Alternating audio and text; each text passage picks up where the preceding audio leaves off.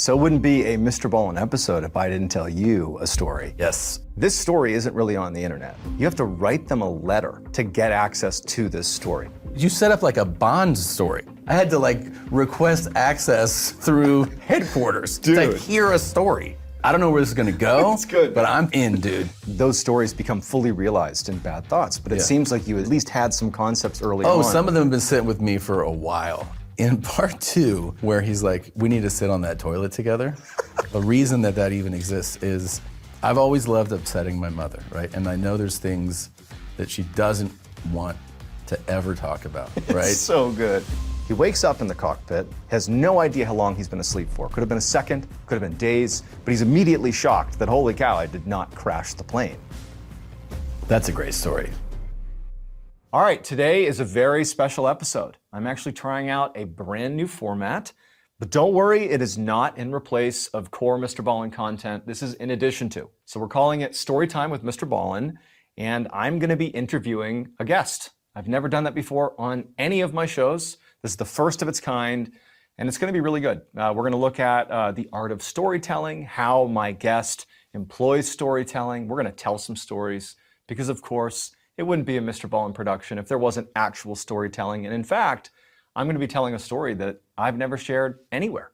It's a really good story, so that's gonna happen today too. And our guest is incredible. He's got movies coming out, he's doing stand-up specials left and right. He also happens to be a fan of The Strange, Dark, and Mysterious, and I'm really excited to talk to him about the art of storytelling, swapping some stories, and just seeing what he's all about. So, without further ado, let's get into today's stories.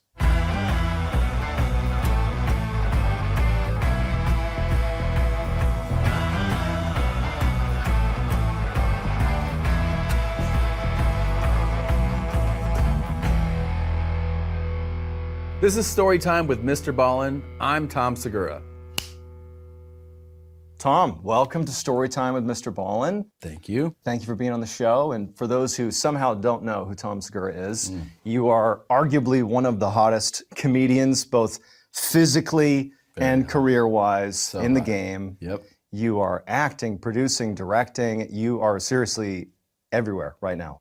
And one of the things that I noticed about your sort of performance across mediums is that you really are like a remarkably good storyteller. Oh, thanks, man. You really have like nailed the art of storytelling, even though oftentimes when you tell stories, it seems sort of effortless. Yeah. But I mean, were you ever sort of intentional about like threading being a storyteller into your work? I love storytelling. I've always loved storytelling. I've always been like very hyper observant of good storytellers. Yeah. My mom is like an amazing natural storyteller. Like she has all the gifts that you need for great storytelling. And my dad was as bad as you can get at telling a story. Like the single worst storyteller. A toddler tells better stories. And so like I think it actually helped to be like, oh shit, that's really good. And like, God, that was so bad. He would be like, I was in the store and then the guy punched the guy, so cops are there. And you're like, wait, where? What happened?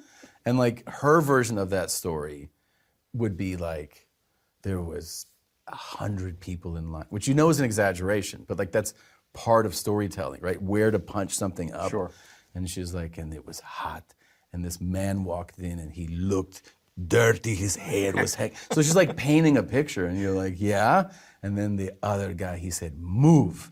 And you're talking to my dad, you're like, what about you? Yeah, oh yeah, that guy. And you're like, that's the main guy of the story. You missed it. You don't have anything, oh yeah, and then all right, he's dirty. It's like just none of it, like none of the information, leaving out all the key information. Whereas she was like a naturally dramatic storyteller, heightening parts of the story, drawing you in, telling, like adding color, right? And then like knowing when to pull the pin on the whole, like just like natural. What you realize is like when you're like a beginning as a comic, telling stories is actually, it's kind of advanced to get people to come along on a story. You don't see like year 1, year 2 comics like, oh, he's a great storyteller. It's short form. It's like, because you're just not, you can't manufacture being a comfortable comic. It happens because you've done it thousands of times. And you have to have a level of comfortability to be like, I'm going to tell you stories. So do you have like either a favorite or a go-to story that you would use on stage? It's a joke, but like a story that you love to tell. Probably the lost wallet story, because that's a true story. Yeah. It's about a guy named Justin, right? A guy who lost his wallet in a cab. And the story is that I'm sharing the cab with a woman, and she finds the wallet in between us, asks if it's mine. I say it's not, and she's going to give it to the driver, and I go, no, give it to me. I'll give it back to its rightful owner. And all this happened. I mean, this was in Adams Morgan in D.C. Yeah. And then I took it upon myself that I'm going to return this wallet to its owner, like this righteous kind of feel-good, do the right thing path that I'm going to. And I announced it, so now I feel even more obligated. And I went through a number of, like I put a lot of time into getting this wallet back to this guy. Yeah. I do call a bunch of places. I use all the information I can find in it. The only person I get a hold of is this guy's father, Justin's dad. And when I tell him I have the wallet, he's just like, he's not going to amount to anything. And I'm like, what? And he's like, he's a piece of shit. And I go, okay, can I give you the wallet? And he hung up the phone. And so that was like this kind of crazy, closure to this of like the guys being like, my son sucks. And then a long while later, I still remember it quite vividly. I'm at a lunch place on M Street in Georgetown, and I'm with my cousin, and we sat down, and we're just looking over the menu, catching up, and the waiter walks up, and I go, Justin? And he's like, how do you know my name? And I go, dude, I have your wallet. And he's like, do you have it on you? I go, I don't walk around with your fucking wallet. No, I have my wallet, but I actually have your wallet. And he was like, oh, cool.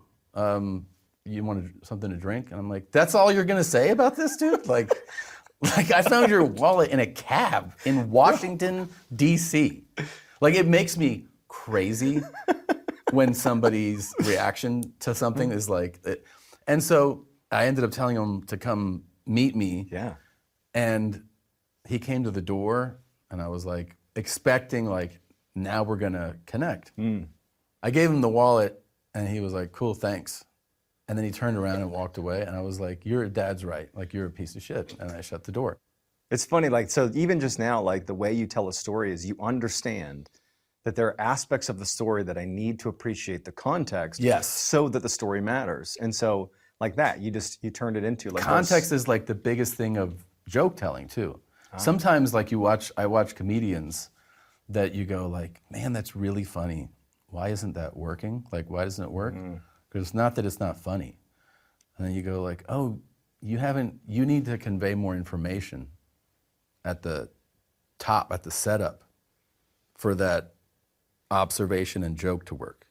Like, they don't understand what the joke is about yet. The only reason you don't know what the joke is about is because you haven't set it up clearly. Like, you need context for it to be funny. I gotta ask you, dude, like, how are you able to do all of these things? I mean, right now you're doing stand-up specials on Netflix. Like, you have 1,000 of those. You have your amazing new show, Bad Thoughts. It's this incredible sketch comedy show on Netflix. And the way I would describe it is like, it starts one way, each of these sketches, and it's beautiful cinematography. And you have a sense of where it's gonna go, right? And then it just takes the most ridiculous detour into just crazy territory. And it reminds me of, there's this story by Edgar Allan Poe called The Imp of the Perverse. And I'm not gonna get into it, but the gist of the story is like, he writes about this guy who, he commits murder. It's a fictional story. It's this guy, he commits murder, and he gets away with it. And he can't believe he's gotten away with murder. And so he becomes obsessed with this idea that, like, he got away with it, to the point where he's like, I gotta tell someone I got away with murder. And he begins talking about it, and he eventually gets himself caught, and he gets executed. And it's like this notion from that story that we all have these like thoughts that are self-destructive. That, like, you're standing on the edge of a building, and your fear is not that you'll fall, it's that you might jump. And I feel like your show, Bad Thoughts, it sort of encapsulates like the worst intrusive bad thought that somebody in that scene could act on. And they do, And it just takes it to this extreme level. Like, how are you coming up with these stories? Yeah, well, thank you very much for that. I do appreciate it. I've always felt this thing, and I think it's part of the release that you feel in comedy, right? When you go to a lot of times you go to a show, and the big thing is people go, well, what is it about it? It's like, well, he says the thing that we all want to say. Right, like the comedian does in some way, and that's like such a release for an audience that like they're saying it, they're saying the thought it's like that so I have. relatable. And I've always felt like that thing that I feel that human beings we all have dark thoughts, Bad thoughts, right? And part of it is like on an individual basis, part of it's societal norms where you have your thought, but you don't act on it, right? I mean, and then you just try to like process it. And then, social media, I think is this great example of like, oh, these are things that nobody will say to your face, right? But it's like this permission to like, and it's probably, it's a release for people to be able to be like, I fucking hate you. Like, cool. It's really cool. Because they'll never say it to you, right? Yeah. And so in coming up with these stories, it's like, the coffee shop one was was the first thing we shot a few years back. I actually filmed a few of the stories a few years. That's how I got the show. And so coffee shop one was one of the original ones we filmed before we had a series. Oh, nice. And so, but that is like an example of, it's like everyone has had a bad retail experience, right? Where you're like, I just want to fucking kill this person. And then it was like, well, why don't we just make that? Like, why don't we have the person deserve, backlash in some way and just take it over the top? So we just like went to an extreme place on it. And it's the one that got by far, I think, the biggest reaction where people were like writing things to me like, yo, they deserved it. And like, you're like, cool, yeah, they did. They deserve to die for the bad coffee order. But yeah, that's a fun, kind of way to exercise the thoughts is like, what if we think of the thing we've always wanted to say or do or the impulse in that moment and actually make it? Yeah. So actually, I saw in one of your earliest stand-up specials, it was Completely Normal, that some of these ideas that popped up in Bad Thoughts, like the Steven Seagal bit, and the barista one, the two-headed girl, it's like those stories become fully realized in Bad Thoughts. But it seems like you at least had some concepts early on. Oh, some of them have been sitting with me for a while. Yeah. Or even like the origin, the nugget of the thing that became something else. Like there's the whole reason the storyline of the virtual reality guy. It's so good. That's the second episode, right? Yeah, because it's a 3-part story, right? It's so good. So there's the office, Yeah. where he gets like disrespected. Then he creates the video game. Then you reveal that it's a game, and then there's the part 3 where it's like he's become this successful guy. Well, in part 2, where he's like, we need to sit on that toilet together. The origin, like the whole reason, like what makes me laugh, is that the origin of that, the reason that even exists is I've always loved upsetting my mother, right? And I know there's things that she doesn't want to ever talk about. And one of them is going to the bathroom, right? She just doesn't want to. So I try to say it as much as possible. That's good. And several years ago, I would do father-son trips with my dad, like where I was a working adult, but I was like, he was like, let's plan something. We'd go spend like 2-3 days in Portland, Maine or something, and then I'd go back to LA. But we've been doing those trips for years. And like even 25, 30 years ago, when I was a teenager or whatever, I would go on a trip like with my dad, and I get back and my mom was like, how was the weekend? And I would go, well, it was great. And I go, this one day, I go, Dad was taking a shit. And she would go, I don't want to hear this. And I go, no, this is, Please. This is actually, she goes, I don't want to hear this. I go, it's not what you think. She's like, okay, what? And I would go, so Dad was taking a shit. And she'd be like, what? Okay. And I go, you know how when you sit on a toilet there's like a gap between your legs. And she'd go, yeah. I go, so I had to go. And so I sat in that gap and we went at the same time. And she'd be like, what the hell is wrong with you? And so I would do that to her like every couple of years. I would tell her the same thing. She would never remember that I'd already told her that. Oh, you've used this joke. I would use that exact thing, that we went to the bathroom at the same. She was like, this is the most disgusting thing I've ever heard. And I basically wrote a story where I was like, how can I incorporate going to the bathroom, and that's where we created the portal world. But it's all based on that. Do you have any concepts, material that you do come back to, that you think about that could work, but you haven't employed it in a public way yet? There is this thing where sometimes you go, I've tried things and abandoned them, and then you find that like 5 or 10 years later, you go, oh, there was that joke. And you're like, I'm gonna try it. 10 years have gone by. So I'm naturally gonna have some difference in my approach to saying it or telling it. And it's one of those things where sometimes you go like, holy shit, that works now. Like it needed to marinate for a decade. But it is, I think you learn to listen, you listen to yourself, right? It's kind of like your guiding voice internally, right? Of like, it's equivalent to like, don't walk down that hallway, you know? Like, I think the thing you have to work on if you're doing this is learning how to listen to that, listen to yourself. Like, hey man, don't ignore those thoughts. Like I used to think that laziness meant not getting up on stage, but what I learned is that laziness in comedy, like in stand-up, is about all the times you're not on stage. You can get on stage every night and still be a lazy comic. You know, you're lazy if you don't spend some time kind of exploring your own thoughts, jotting down that thing, thinking about it. Like that's the work. You know, the work is in all that time before you get on stage. And so it kind of surprises you. Someone could be like, you're not lazy. You're doing spots all the time. You're like, no, you're still lazy because you're not doing anything off stage.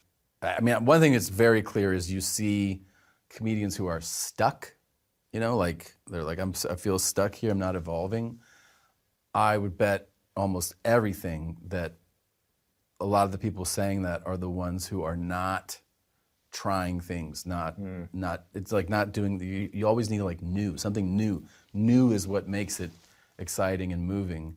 And so it's very easy to fall into that, like you figure out 20 minutes that work or whatever. Yep. And you go, I'm just gonna do that because it works. Because you get fear of like, what if I leave that and I try to come up with new stuff and the new stuff doesn't hit like that. But then the worst thing happens, which is that 20 minutes that works just starts to weigh on you because it's not exciting or new in any way. And then you slowly kind of die inside.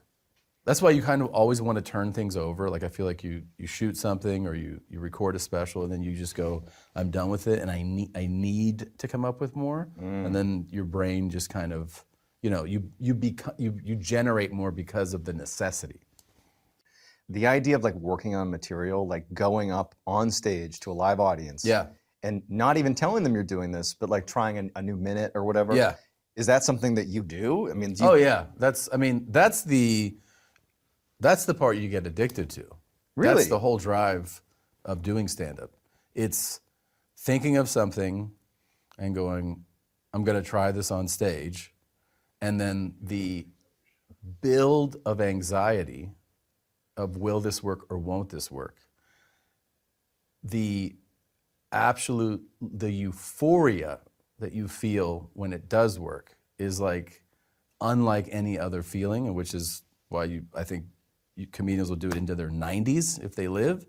And then the absolute gutting depression you feel when it doesn't is like it's so powerful that you realize the only way to overcome that feeling is to try something again and hopefully get the other reaction. Wow. So I can only speak to my limited, I'm not stand-up comedy, but I've done stand-up storytelling. If you Yeah, will. if you spoke in front of an audience, I mean, Yeah. yeah. But so in my world, I already know the conclusion of all the stories. I know exactly where it's going to go. I remember I had one show that I did, and the audience was literally like so respectful. It was difficult for me to like get into the story because Yeah. they're like so proper, so nice, so Yeah. quiet. The other crowds were like really reacting to stuff, and it made it so difficult Yeah. to do the same stories I had rehearsed.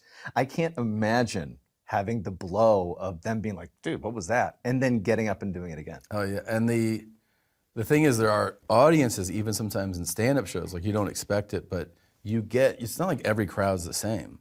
Sometimes you get these very reserved crowds Yeah. where you're like used to people with like a lot of energy and they're just like clapping at the end, the bit, and you're like, Jesus. The thing you learn over time is when an audience isn't like super high energy, or you go like, this audience sucks, essentially. Yeah. You don't go, hey, like when you're starting out, you're like, why do you guys suck? Because you don't realize that sometimes, and this is true, that audience that was just like, they weren't high energy, they had a great time. Like you don't realize it until you've done this a while, that like you'll finish that show and you go, what the fuck was that? And then you run into people and they're like, that I had the best time at that. And you're like, Wow. Really? Because what happens is an audience, for the most part, they're not referencing this show to thousands of other shows. You are. Like, you know that they're down here on the list of audiences. They don't know that. That's true. They're just like this might be the first show they've gone to in like 3 years, and they're like, this was a great time. And Wow. you're like, and they'll become aware if you tell them. So you're like, just so you know, you suck. And they're like, I thought we were having a good time. They just don't have that like level of energy. Now, the next night you could be in a venue where it is just like fireworks. Yeah. And those ones you almost want to tell them, like, you guys are unbelievable. like they don't. I don't know if you know this, but you're insanely good. Yeah. I know that you are a consumer of the strange, dark, and mysterious. Yes. So it wouldn't be a MrBallen episode if I didn't tell you a story. Yes. And so we actually looked for a story that would specifically resonate with you. And I'm so excited right and now. We even, the way we got the story, this is the context part. This story isn't really on the internet. Like, we heard references to it and we tried to find the source material for it, but we couldn't. Like, we literally looked, we couldn't find it. It's a story out of Mexico. And so we finally had our Spanish language researcher track down this library in Mexico that had a copy of this story. There was a very unique recording and transcript, and it's being stored like locally at this library in Mexico. And so the way to access this story is you can't just like contact the library. You have to write them a letter to get access to this story. To hear a story? To just read the transcript. To read a that is transcript. in the story. It's the story without the transcript, not really a good story. You need the transcript, you'll see.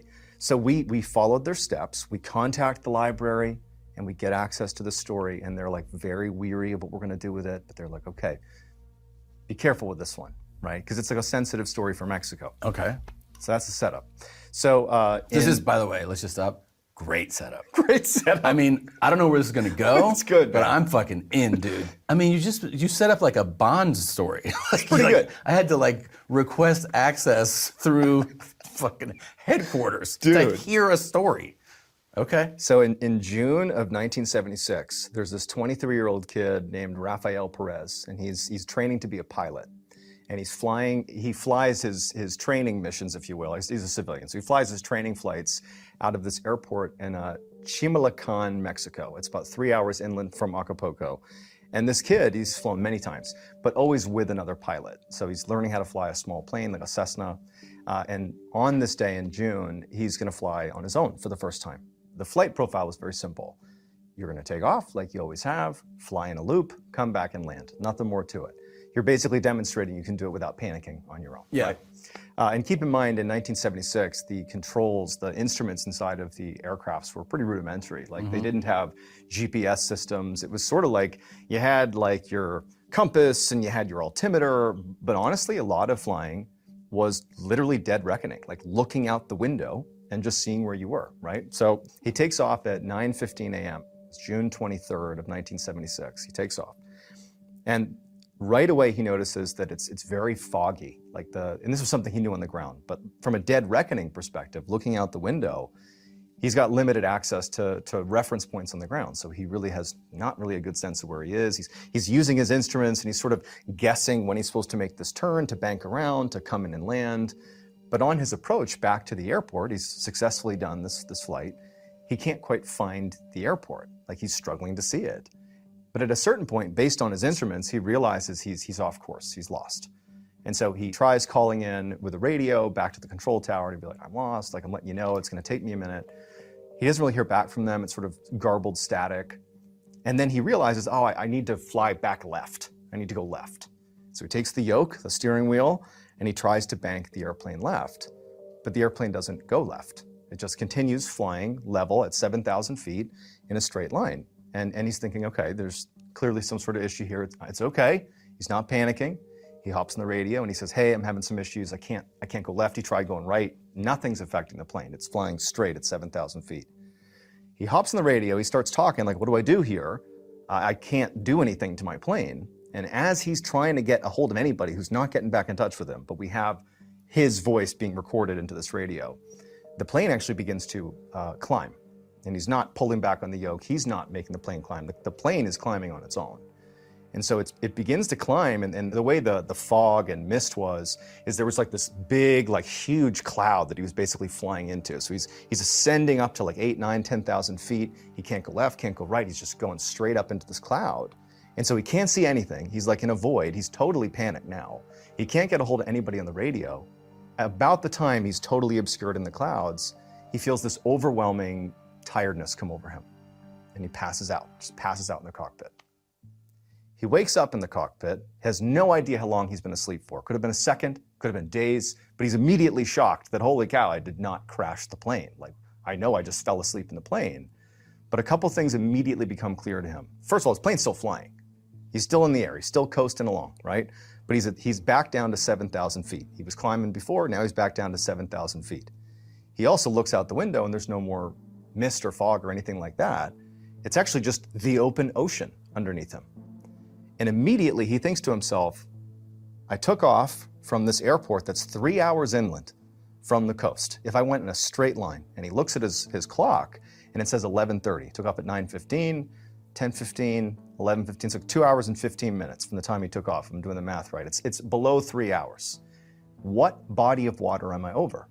The amount of time that has transpired that apparently I was asleep for is not enough time for me to arrive over any body of water. That flashes through his mind. In addition to that, he looks at his gas gauge and it's at 3/4 tank. And he knew that not only is that way too high, but he wouldn't have had, even if he had 3 hours, he wouldn't have had enough gas to reach any water body. So wouldn't have had enough gas, but have 3/4 tank of gas. Also, again, how did I get here? I have no idea how I got here. Has no idea where he is. And as he's coming to what's happening here, somebody chimes in over the radio and goes, hey, are you there? And he grabs his radio and he's totally frantic. He's like, hey, I fell asleep in my plane. I don't know where I am. And there's a pause, and this is all recorded.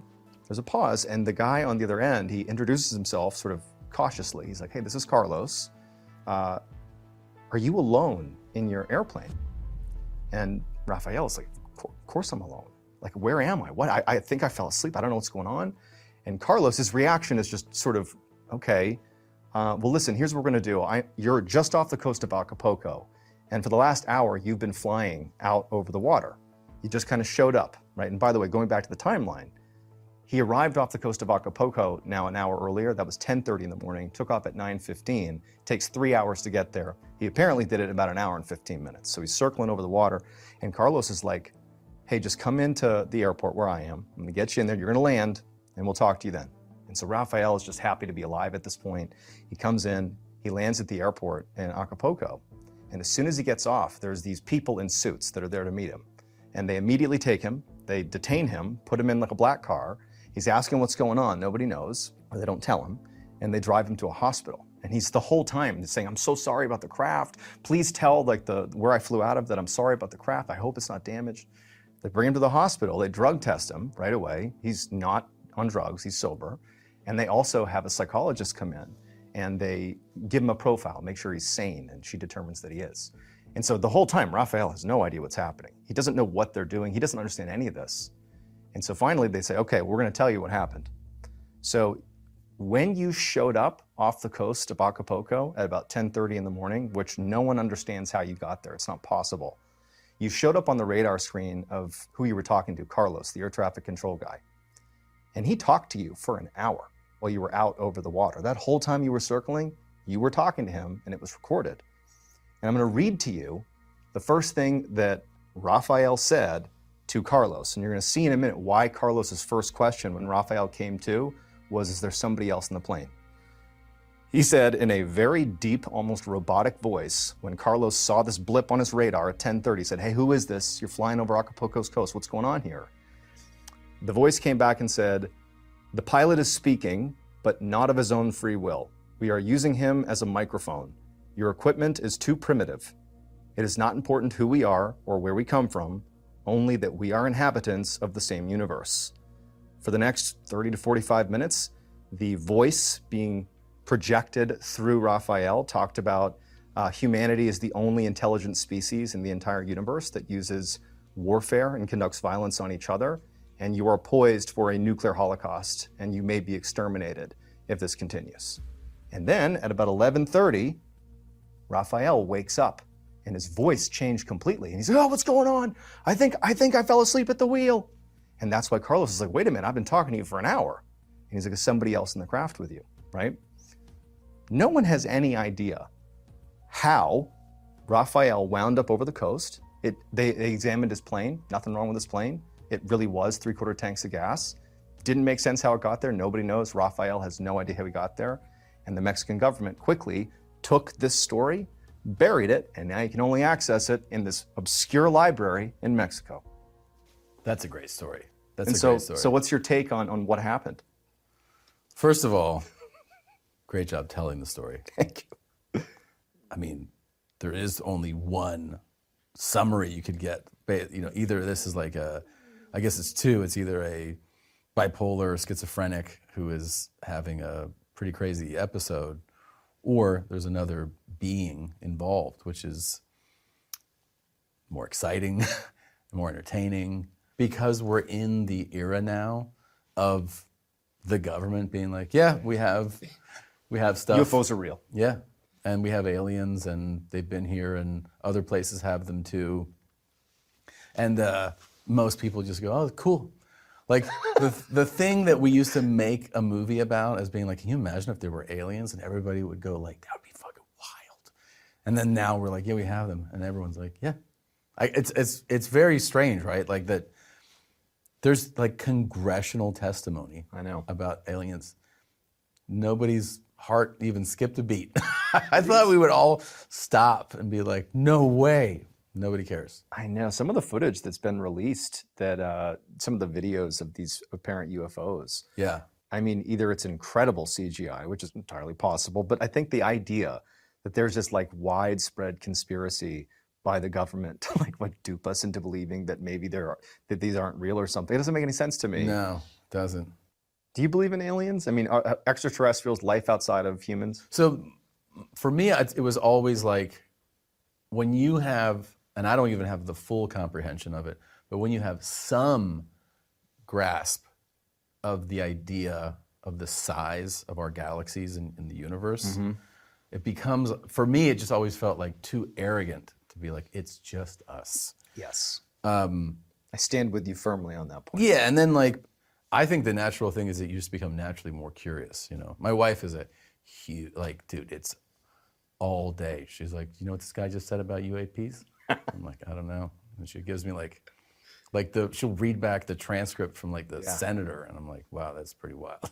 That's pretty good. But honestly, it's made me realize that it is a more exciting thing to like, Of course it is. think about and talk about. And then, I mean, I think the natural thing is like, it feels like it's almost like being crumbed out for us. You're like, yeah, but where's the next thing, right? Like, when are we gonna see or hear from something. You know, like you just want more. That point exactly. I think it was Neil deGrasse Tyson who gave this example. I don't know if it was him, the astrophysicist guy. Yeah.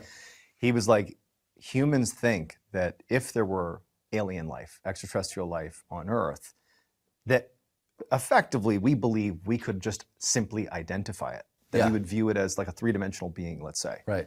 But he was like, think of it this way. What are the odds, or I should say, when you walk down the street and there is an ant on the ground, are you like, I want to get down there and talk to that ant? Right. No. No. You might step on the ant. You might not even notice the ant. Go even lower than that to like algae. Yeah. Are you like looking to communicate with algae? No. What's to say that we are not equivalent to an ant or algae to other beings? That's a great point. Suggesting if there were higher beings on this planet, it's very arrogant to say we would simply, one, they'd be interested in us. Yeah. Are you interested in algae?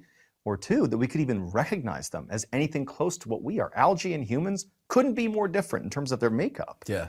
And so it's like they could absolutely be here, but they're four-dimensional. Imagine the aliens watching, like they're just like trying to figure out people, and they just pull up this clip, and they're just like, look at these two fucking ants, like talking about the dumbest shit. Two We don't want ants. to waste our time with these morons. Dude.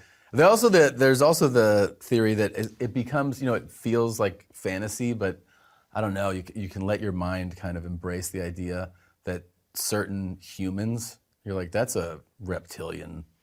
Like, you know what I mean? Like that's like these evil, like these like innately evil seeming people. And, Yeah.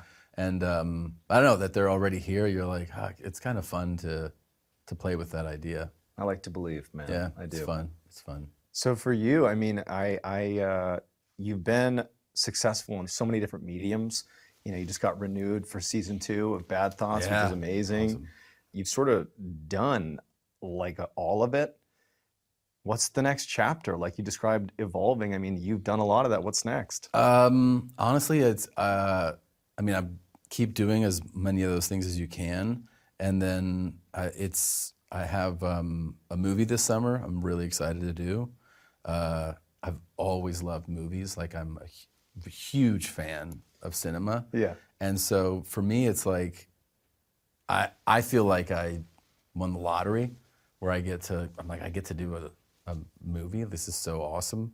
I'm so excited to do it. Can you tell us anything about the movie? Yeah, I mean, it's a cartel comedy. I get to play more than one character. I get to play 2 characters, which is like, it just feels insane that they're allowing me to do this. And it's really, really funny script. It's so ridiculous, and it's an R-rated comedy. Yeah. It's wild. It's wild. It's fun, but it also has like a lot. Like, to me, like the thing that I loved about great comedies growing up, especially like R-rated comedies, was like you almost take the comedies for granted. The comedic parts of it. It's like you have to have great story supporting the like it's almost like you go like, I know this is gonna be funny, but is the story a good story? Yeah. And I think this is a really good story that has like great dynamics, great characters, and it's outrageously funny, but you still care for this main character. And I mean, I'm talking to you about 6 weeks before we shoot. I hope terrible. If it, I mean, they'll definitely cut this up and play it if we make a piece of shit. It's gonna be so good. But I'm very excited to do it, man. I'm so excited. So that's to me like the most exciting thing about like what's next. I'm like, I'm so stoked to do this. I've always been, I moved to LA when I was 22, thinking that like I'm gonna have a movie career. And I'm 46. Crushing it, dude. I'm gonna do a movie, so I'm excited. Well, dude, congratulations. And seriously, you need to check out Bad Thoughts on Netflix. Season 2 is very exciting. I look forward to your movie. You're the man, dude. Thank you so much. Appreciate it, man. It was a lot of fun. Thank you. Thank you.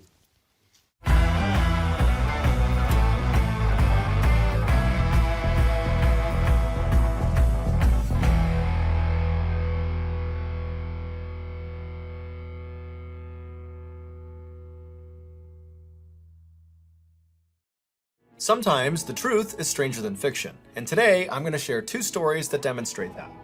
But before we get into those stories, if you're a fan of the strange, dark, and mysterious delivered in story format, then you've come to the right place because that's all we do, and we upload once a week.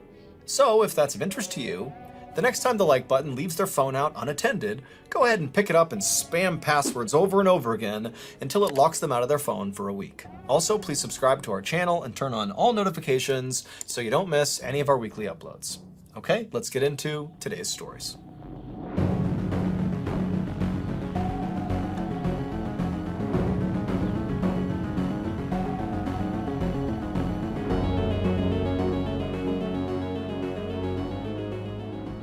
At around 8 p.m. on December 16th, 2023, a 31-year-old man named Nestor Flores was driving down a highway just outside of Dallas, Texas, with both his hands tightly gripping the steering wheel.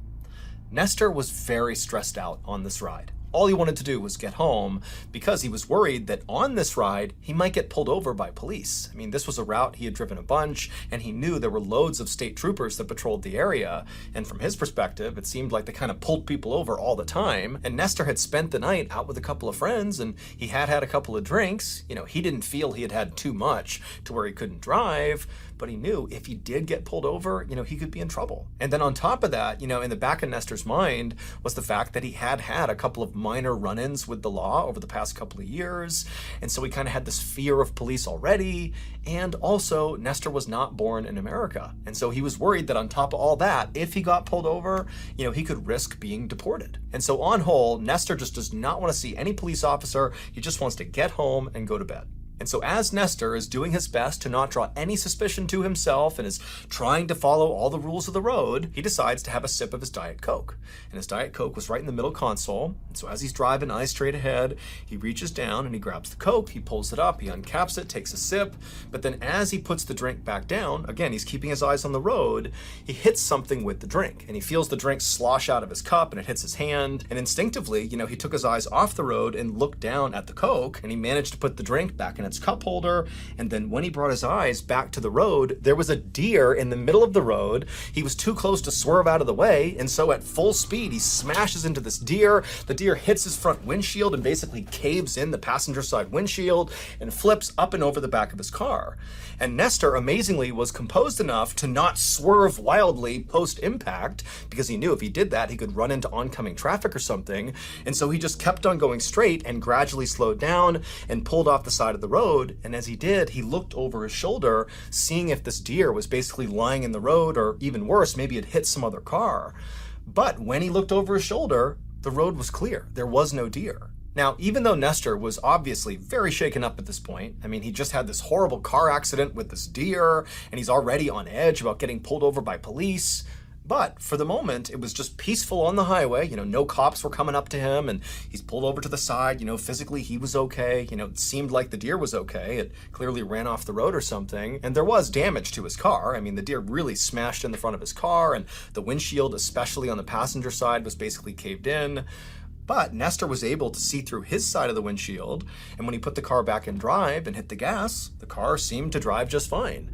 And so even though Nestor felt kind of bad that he had smashed this deer, he thought, what am I going to do? Go find the deer and make sure it's okay? Like, he can't really do anything. It's nighttime. And so he made the decision that, nobody saw this and it seems like everything's okay. So I'm just going to drive home and I'll take care of my car tomorrow. But after driving 38 more miles from the impact site, Nestor's car began making this horrible rattling sound from the engine, and also smoke began to billow up out of the front of his car. And so Nestor knew, this is so conspicuous, he's gonna get pulled over if he doesn't stop. And so feeling really annoyed, because he was actually pretty close to home at this point, Nestor pulled off the highway and came to a stop in a parking lot of a fast food restaurant. And so at first, all Nestor did was just turn off his car and wait for a couple of minutes in hopes that, that would be enough to cure his car.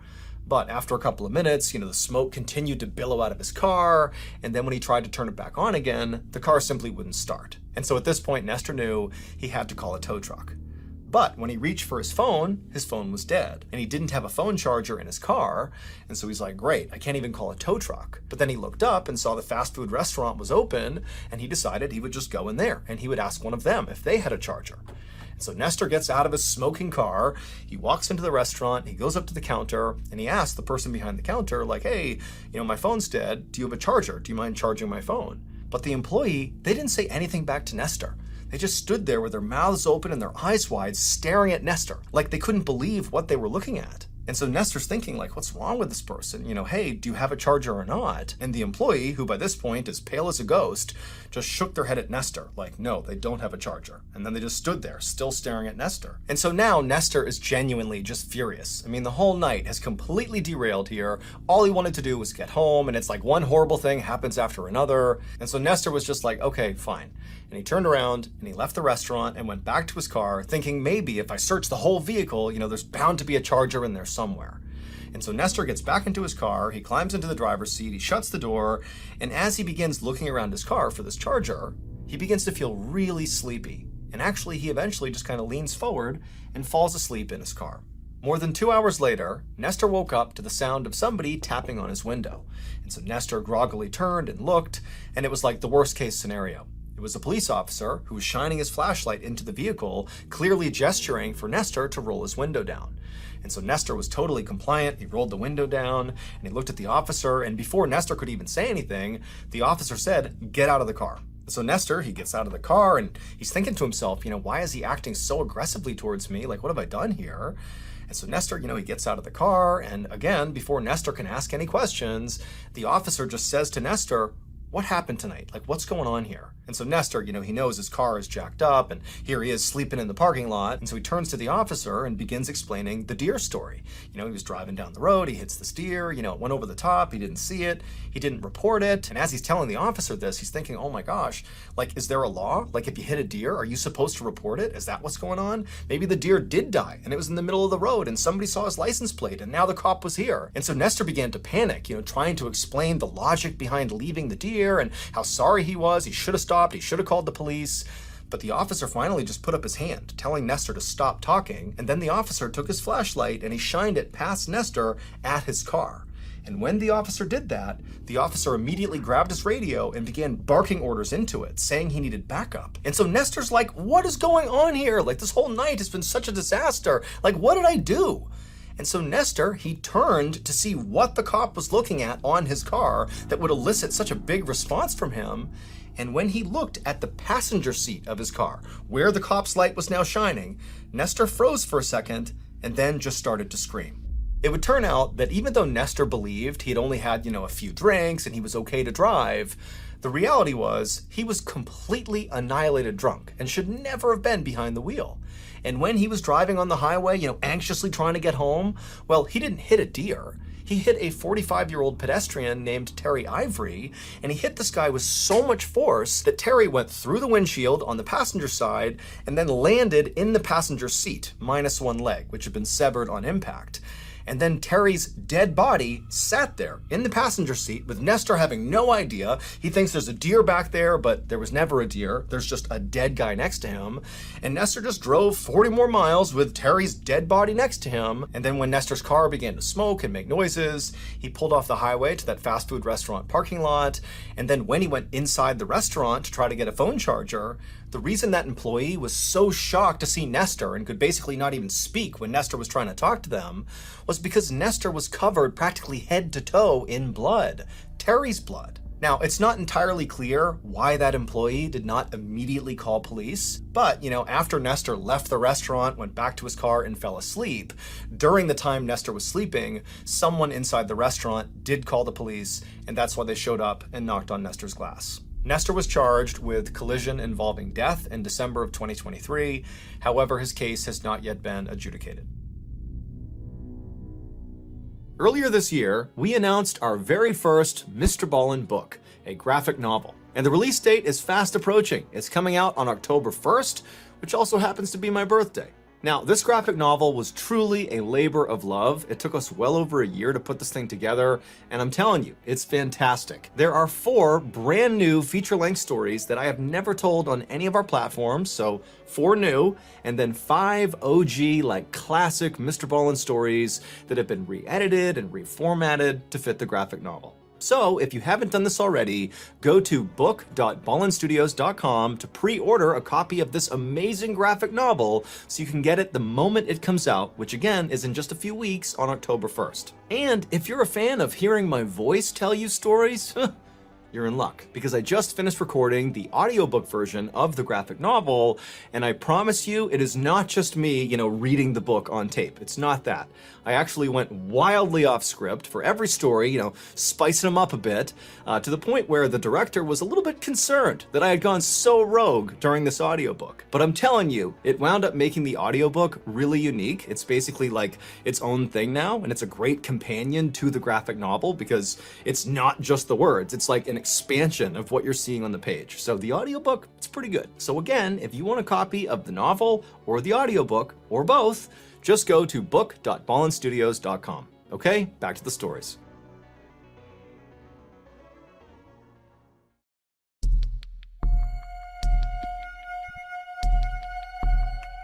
On the afternoon of December 15th, 1997, a brand new mother named Luz Cuevas sat on her couch in her little apartment in Philadelphia, Pennsylvania, cradling her beautiful 10-day-old baby girl, who she had named Delamar Vera. And in the room with Luz and her daughter were some members of Luz's extended family who had come over to meet the baby. And so for about an hour, the family all took turns, holding the baby and complimenting how cute her little dimples looked. And then eventually the baby started to get fussy, at which point Luz said she was going to take her upstairs and put her to bed. And so Luz brought Delamar upstairs to her nursery, and she put the baby down in her crib, and she stayed with her for a bit until Delamar finally had kind of dozed off to sleep. And so after being sure that her daughter wasn't going to stir, Luz got up and she began making her way towards the door, and right before she left, she made sure to plug in the space heater for her daughter's room to make sure it would stay warm enough while her daughter slept. And then after that, she left the room, shut the nursery door, and went back downstairs to rejoin her family. Luz's family didn't stick around much longer after Luz came downstairs, and after they were all gone, Luz realized she was totally exhausted and her daughter was still fast asleep upstairs, and so Luz decided she would also lie down and try to take a nap herself. But as soon as she closed her eyes, she heard this loud thud sound coming from the second floor. And it sounded like something really heavy had smashed into the ground. And she's thinking, her daughter's up there. Could that be her daughter somehow falling out of the crib or something? And so Luz jumped up, sprinted upstairs, and as she looked down the hall, she could clearly see there was black smoke billowing out of her daughter's nursery. And so Luz charges down the hall, she opens up the door, and she looks into her daughter's room, and it's completely engulfed in flames. I mean, everything is on fire, but it's her baby girl in there, and so without any hesitation, Luz charges into the inferno. But when she gets up to the crib, the crib is so completely on fire that when she looks in, she can't even see her daughter. And so in a craze, she begins looking around the room, thinking maybe my daughter did fall out of the crib, and she's somewhere else in the room, but everything is on fire. She can't see anything. And so as Luz is literally catching on fire and breathing in all the smoke, she's screaming for her daughter. And then a couple of minutes later, firefighters burst into the door and they literally drag Luz out of the nursery. She hasn't found her daughter. She's screaming, where's my baby? But the firefighters, they bring her outside. And just a couple of minutes later, they were able to extinguish this blaze. And after they came out of the house again, they found Luz, who had all these terrible burns in her body, and she's totally messed up from this fire. And they tell her that unfortunately, her daughter was dead. After Delamar's death, Luz's life completely fell apart. I mean, the grief was so immense. It was like she could no longer function in society. I mean, she actually retracted from the world, stopped interacting with people, didn't see her family. She wound up getting a divorce from her husband just over the grief and the sadness of losing this child. I mean, it was like her life basically ended when her daughter's life ended. But on top of that, Luz also felt this incredible sense of guilt because after the fire, the investigators told her that the cause of the fire, although not conclusive, was very likely from that space heater she had plugged in right before she had left the room. And so of course, Luz is feeling this incredible burden for having potentially killed her daughter, but also she just began to obsess over the details because again, it wasn't conclusive that it was the space heater. That was their best guess as to what caused the fire. And so Luz began to wonder, was it something else? Was it preventable? What was it? Basically, Luz became completely obsessed with what happened to her daughter. It was like the only thing she ever thought of for years. Fast forward to January 24th, 2004, so 6 years after the fire. And on this day, Luce was invited to a family party. There was a get-together, and, Luce basically never went to any family function or really left her house much at all. But for some reason, on this day, she decided to go out. And so she goes to this party, and when she gets there, remember, Luce has basically been a recluse for the past 6 years. And so she's not going to immediately start socializing. And so instead, she just goes in the house and kind of finds a spot in the back, kind of away from everybody else who's chatting, and just stands there, kind of people watching. And as she's doing that, something catches her attention off to the side. And when she turns to look at it and sees what it is, she immediately just freezes. 3 days later, Luce walked into the office of a local state legislator, and after saying hello, she sat down, reached into her purse, and pulled out a little plastic bag that contained a folded up napkin. And she slid it across the table to the legislator. And so he picked up the bag and stared at it inquisitively as Luce dove into this wild explanation about what was in this bag and why she was here. And at the end of this totally off-the-wall, insane-sounding story, the legislator was left just kind of staring at Luce and looking back at the bag in total shock. And then finally, after a couple of moments of silence, the legislator just said, "Okay, yeah, I'll see what I can do." It would turn out the fire was not caused by the space heater that Luce had plugged in right before she left her daughter's room. Instead, police believe after Luce came downstairs and tried to take a nap, somebody broke into her apartment, went into the nursery, and set the fire on purpose, but not before abducting the baby. And that person was one of Luce's own family members who had been at her apartment that day celebrating the birth of Delamar Vera. It was Luce's husband's cousin, Carolyn Correa. And in fact, on this same day, before the fire and before the abduction, Carolyn made a point to announce to the whole family that she was pregnant, even though she wasn't. It was just going to be her cover story for why she suddenly had this brand new baby. 6 years later, when Luce was at that family party, well, the thing that caught her attention on the other side of the room was her daughter. She literally saw her daughter, and even though she hadn't seen her in 6 years, she instantly knew it was her because of her distinctive dimples. Now, Luce knew she couldn't just suddenly yell out like, "That's my daughter!" So instead, she came up with this plan. She walked up to the girl and very discreetly said, "Hey, honey, I think you got some gum in your hair." And so as she pretended to pull gum out of the child's hair, she carefully plucked a few strands and put them inside of a napkin and put it inside of her pocket. And then 3 days later, she brought that hair inside of that plastic baggie and she gave it to the legislator and basically said, "Here's what I think happened. I think she stole my kid. Can you test it for DNA to prove that girl is my daughter?" And the legislator was like, "Okay, I'll give it a shot." And lo and behold, that hair would prove that girl at the party was her daughter. She did not die in that fire. Carolyn Correa was sentenced to 9 to 30 years in prison for abduction.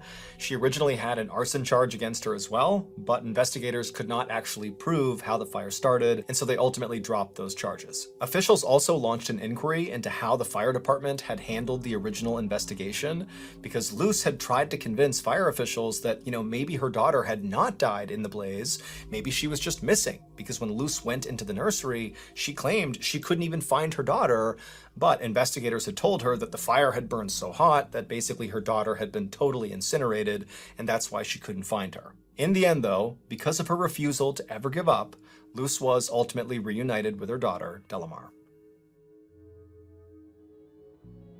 Okay, so if you're not listening to our show called Run Fool, then you are really missing out on a truly special and unique podcast. Now, it's technically a horror podcast, but honestly, it's so much more. Every episode is a fresh take on terrifying lore, like a modern ghost story wrapped up in a tightly spun narrative. Also, remember, Run Fool is a Ballen Studios podcast, which means there's always going to be a big plot twist or reveal at the end. Rodney Barnes is the iconic host of Run Fool, and every story he tells on there, it feels like this fully immersive horror movie. Also, the sound design on this show is like expert level. Barnes really knows what he's doing. Even if you never watch the show, you should tune in just for a second, at least once, just to hear Barnes's radio voice.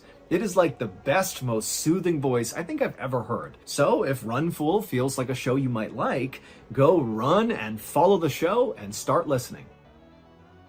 So that's going to do it. If you want more strange, dark, and mysterious content, remember we have a whole slew of podcasts under the Ballen Studios umbrella. They are the MrBallen podcast, MrBallen's Medical Mysteries, Run Fool, Bedtime Stories, and Wartime Stories. All of them are free. There are loads of episodes, and they are all of the strange, dark, and mysterious variety. All you have to do is go to any podcast platform, look up Ballen Studios, and boom, there are all of our podcasts for you to go binge. Thank you very much. Until next time, see ya. One night in 1870, two best friends were out in the wilds of the Canadian wilderness when they discovered this gigantic gold mine. But within just a few hours of this seemingly incredible discovery, something horrible happened to these two men that kickstarted a chain of tragic events that today we still do not fully understand. But before we get into that story, if you're a fan of the strange, dark, and mysterious delivered in story format, then you've come to the right place because that's all we do and we upload once a week. So if that's of interest to you, please offer to make the like button their favorite dish, fettuccine Alfredo. But replace the Alfredo sauce with poisonous sea urchins. Also, please subscribe to our channel and turn on all notifications so you don't miss any of our weekly uploads. Okay, let's get into today's story.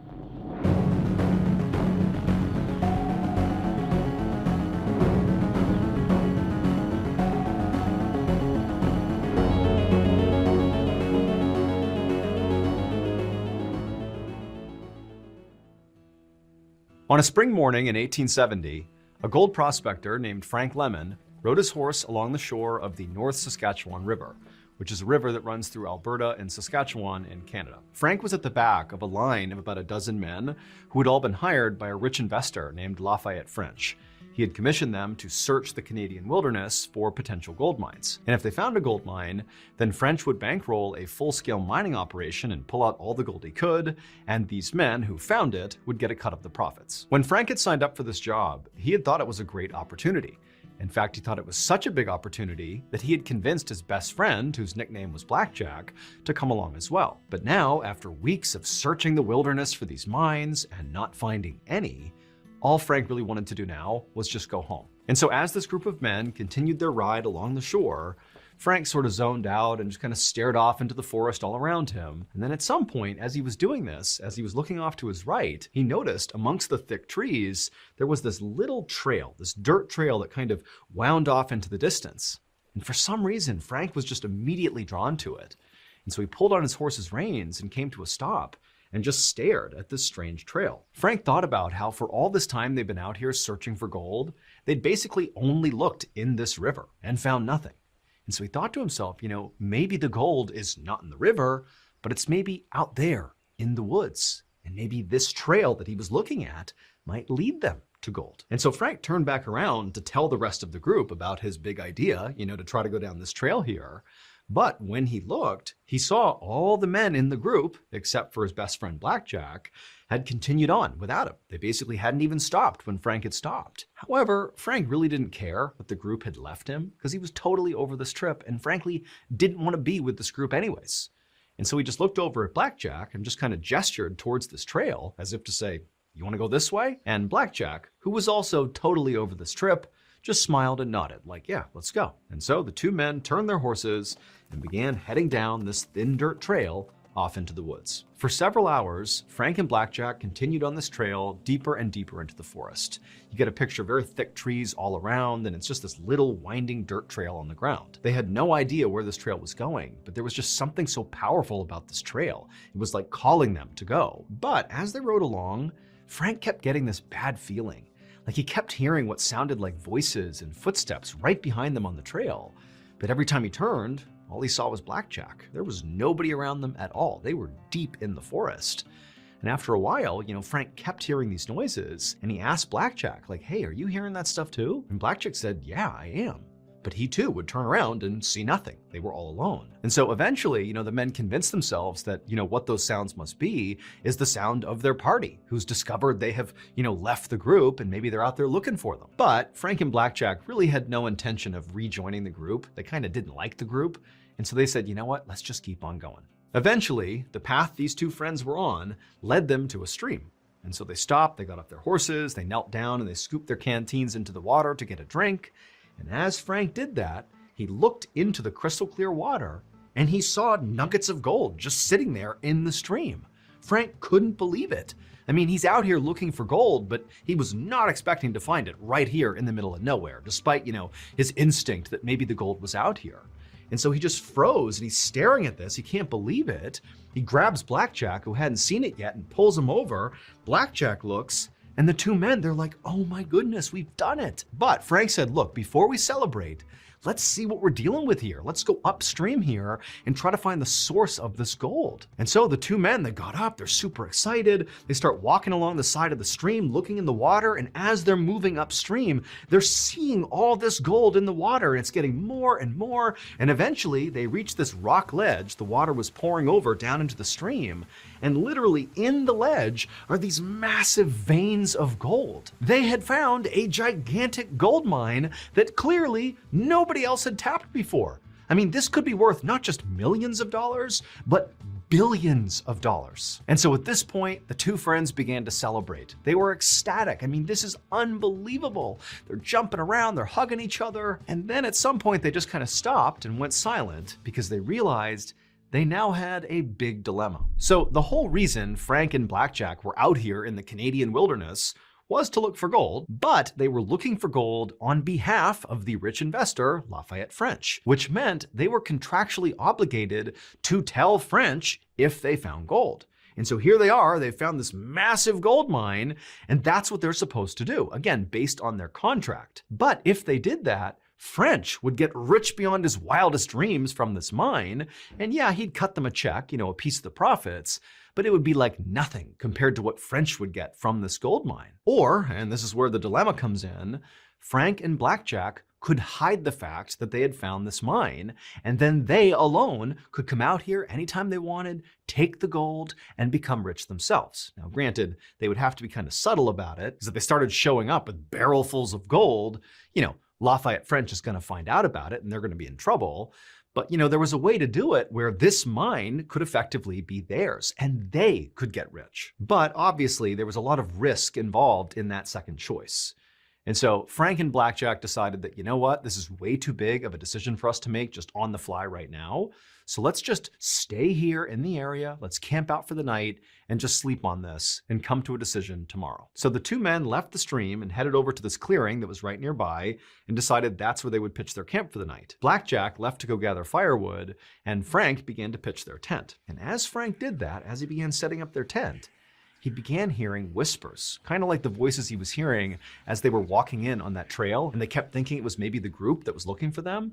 He began hearing those voices again. It was kind of all around him in the trees, but every time he looked, there was no one there. Now, Frank convinced himself that maybe these whispers were actually Blackjack, because he had gone off to get firewood, and maybe it was him. But at one point, when Frank heard these whispers, he looked in the direction of the whispers. There was no one there, and he realized Blackjack was at the same time on the opposite side of the clearing. It could not have been him. And so Frank couldn't help but feel really unsettled. It was like there was somebody or something here watching them or listening to them, but he just couldn't tell who or what it was. But Frank just told himself to shake it off, don't worry about that. Instead, just focus on getting the camp set up.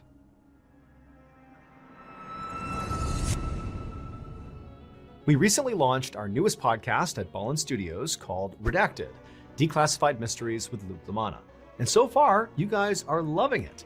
So much so that I am now happy to announce that we've created an official YouTube channel for the show Redacted. So now you can enjoy listening to and watching this show in a beautiful new animated format. And if you love binging things like I do, well, you're in luck, because we just dropped the first 3 episodes of this new animated series. And from here on out, every Tuesday, you'll get a brand new upload on this channel. To give you a sense of the stories and the artwork that you'll see on this brand new Redacted YouTube channel, here's a look at a clip from episode 1. And keep in mind, what you'll see in this clip is reflective of how all the episodes will be on this channel. At 10:35 p.m. on January 3rd, 1961, a physicist named Ed Valario pulled up to a secret nuclear test site in the Idaho desert. Ed had received an emergency call about an explosion at the nuclear reactor known as SL-1. No one had been able to contact the 3 men who were working that night. Valario waved at his partner who was waiting for him in front of the reactor building. The two men grabbed their gas masks and rushed inside.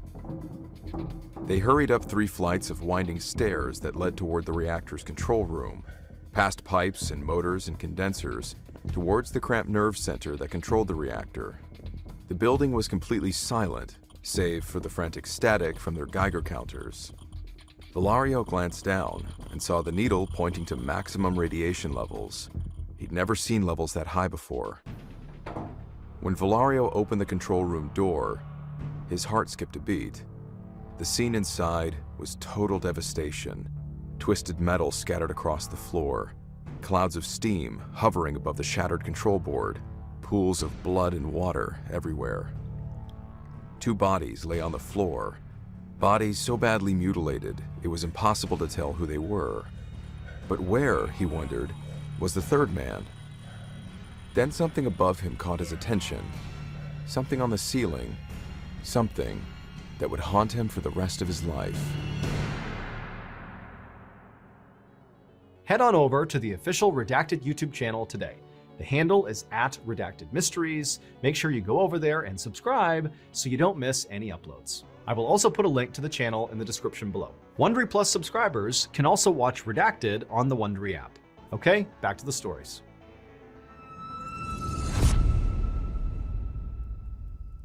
A few hours later, Frank and Blackjack were sitting on a log in front of their campfire eating rations, talking about what they were going to do with the gold. At some point, Frank said what he was really thinking about this whole situation. He told Blackjack, "Look, I think we'd be so stupid to tell Lafayette French. Why should we take a small payday one time when we can basically have an endless supply of wealth for the rest of our lives?" But when Frank looked over at Blackjack to see what his reaction was to this pitch, he could see right away that Blackjack disagreed. Blackjack was kind of looking down, and he kind of turned to Frank and was like, "Look, it's morally wrong to lie here. I would rather be poor and honest than rich and morally bankrupt." And so what had started as a civil discussion from this point on really escalated and just became a full-blown yelling fight, with both men absolutely refusing to budge on their stance about what to do with this gold. And eventually, when the two men were standing up and just screaming in each other's faces, Blackjack finally just threw his hands up and said, "You know what? Enough." And he turned around and stormed over to the tent and disappeared inside. For a minute, Frank just stood there stewing by the fire, just completely furious that Blackjack didn't see it the way he saw it. But eventually, Frank kind of calmed down and thought, you know what? I need to go to bed too. Obviously, we are not near a decision. We need to sleep on this. And so, even though Frank was still upset, he walked over to the tent too, didn't say a word to Blackjack. He just climbed inside, got into his sleeping bag, and tried to go to sleep. But after laying there for a while, when Frank had not fallen asleep, and his friend Blackjack had, he was snoring and passed out, Frank just could not help feeling enraged again at his friend. Like, how can you not see this opportunity here? Why in the world would you tell Lafayette French? That's so stupid. And so Frank just laid there restlessly, tossing and turning, listening to the sound of Blackjack snoring and getting so mad at him.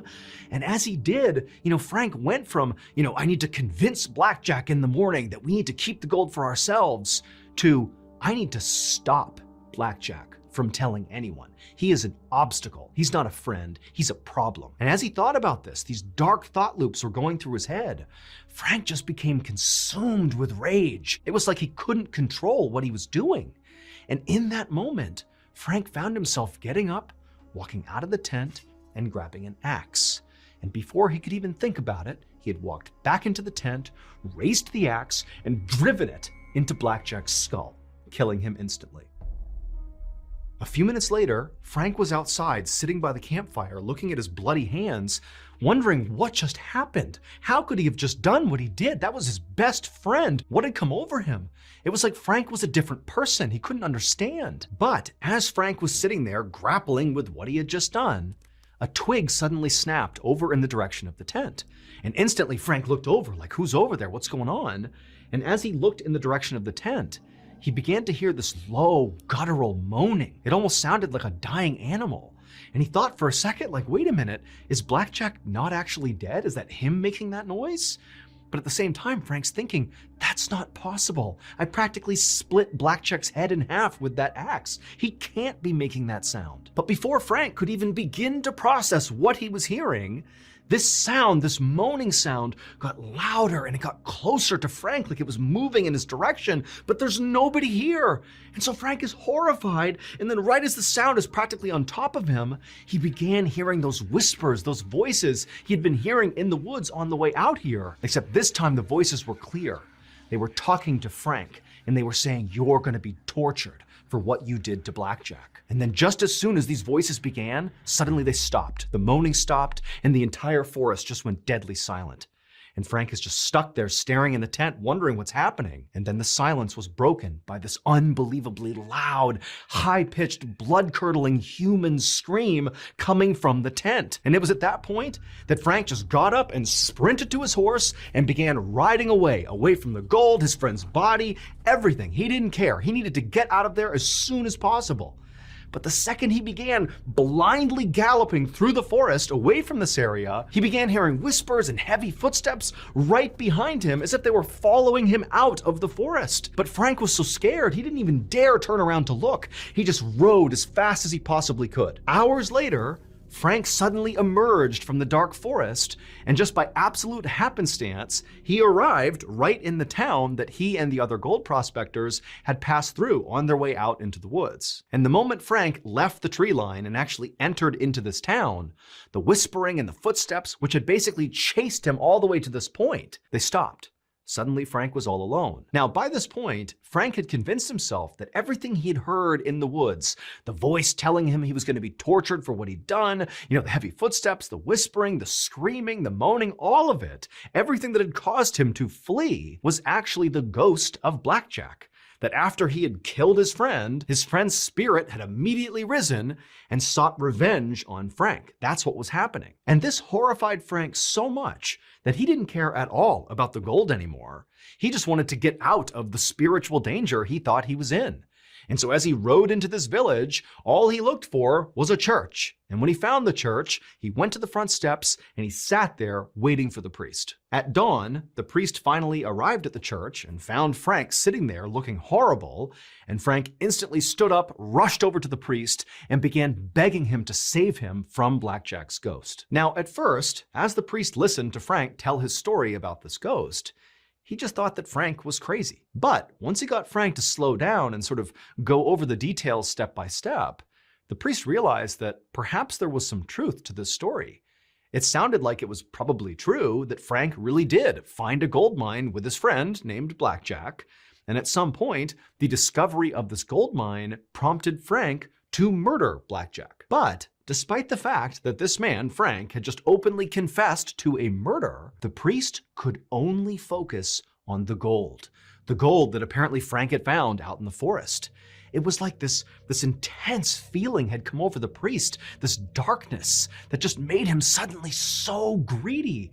He had never felt this way before in his life, but it was like he was laser focused on finding a way to claim that wealth that was just out there right now. And so against all his better judgment, the priest turns to Frank and says, "You know what? We'll help you.